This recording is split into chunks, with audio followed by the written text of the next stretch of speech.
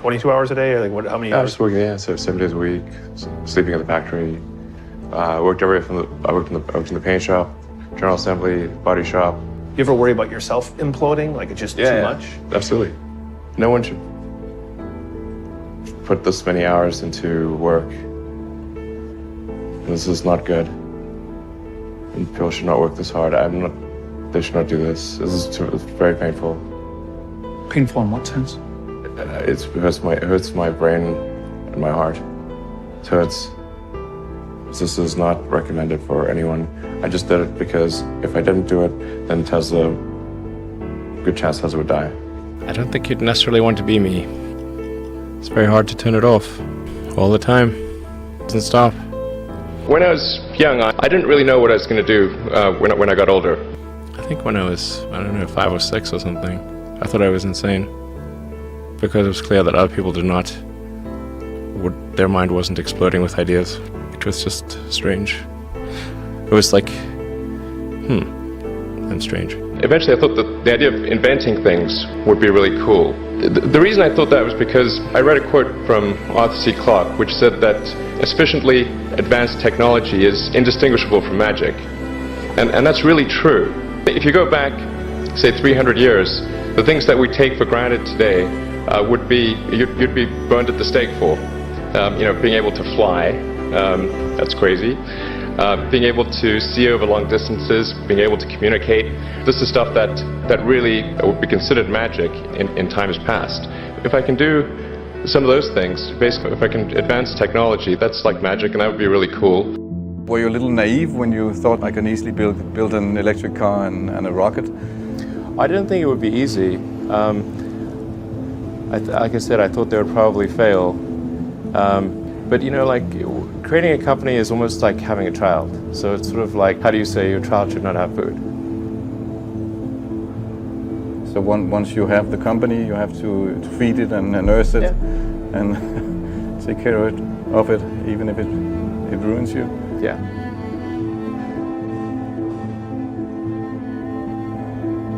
But I suppose there were some tough times in end of 2008. How did you get through that period of crisis? Yeah.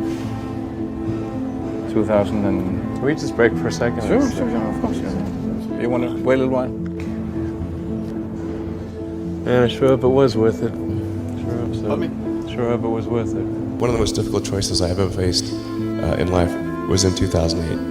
I think I had maybe $30 million left, or $30 or $40 million left in 2008, and I had two choices. I could put it all into one company, and then the other company would definitely die, or split it between the two companies. But if I split it between the two companies, then both might die.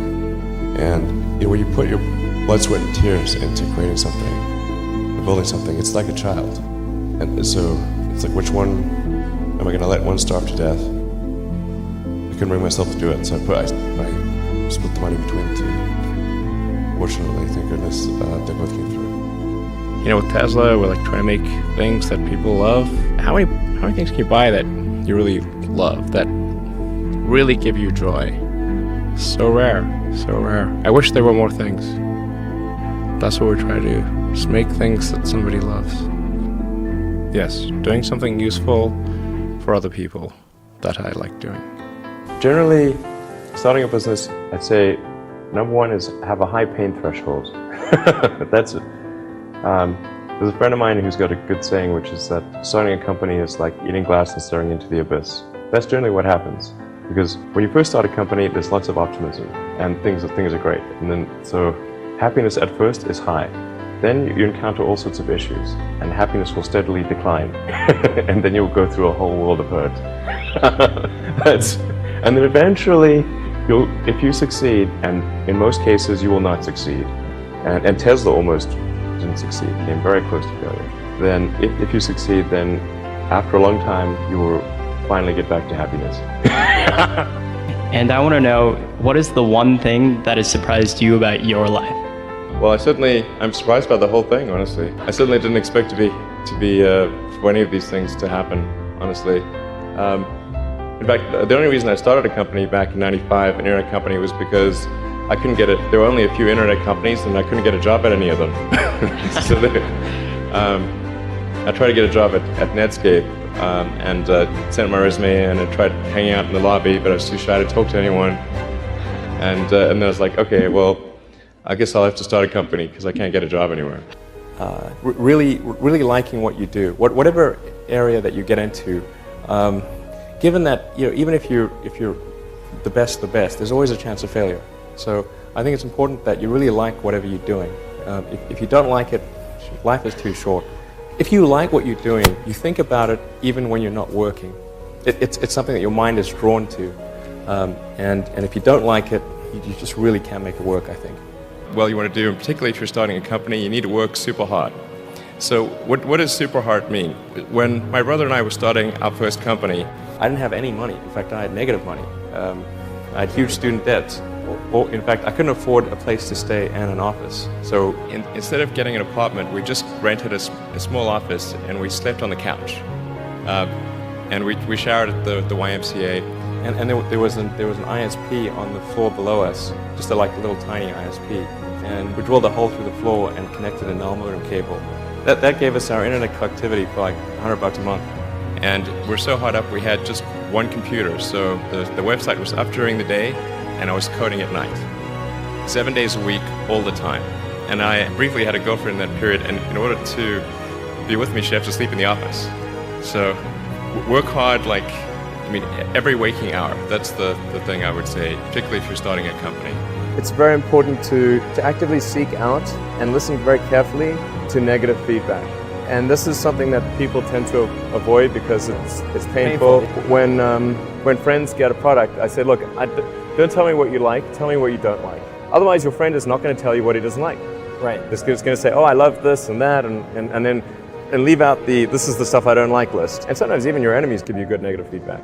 So I actually went to Russia 3 times to look at buying a refurbished ICBM. I can tell you it was very weird going there in late 2001, 2002, going to the Russian rocket forces and saying, I'd like to buy 2 of your biggest rockets. They thought I was crazy, but I did have money, so that was okay.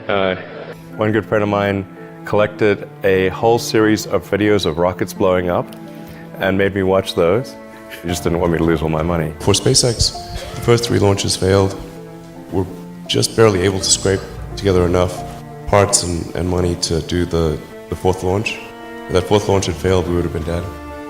I tried very hard to get the right expertise in for SpaceX. I tried hard to find a great chief engineer for the rocket, but the good chief engineers wouldn't join, and the bad ones, well, there was no point in hiring them. So I ended up being chief engineer of the rocket. So if I could have found somebody better, then we would have maybe had less than 3 failures. When you had that 3rd failure in a row, did you think, I need to pack this in? Never. Why not? I don't ever give up. I mean, I'd have to be dead or completely incapacitated. You know, there are American heroes who don't like this idea. Neil Armstrong, Gene Cernan have both testified against commercial spaceflight and the way that you're developing it, and I wonder what you think of that. I was very sad to see that, because those guys are, those guys are heroes of mine, so it's really tough. I wish they would come and visit and see the hardware that we're doing here. And I think that would change their mind. They inspired you to do this, didn't they? Yes. And to see them casting stones in your direction. It's difficult. Did you expect them to cheer you on? Certainly hoping they would. When critics say you can't do this, your answer to them is, we've done it.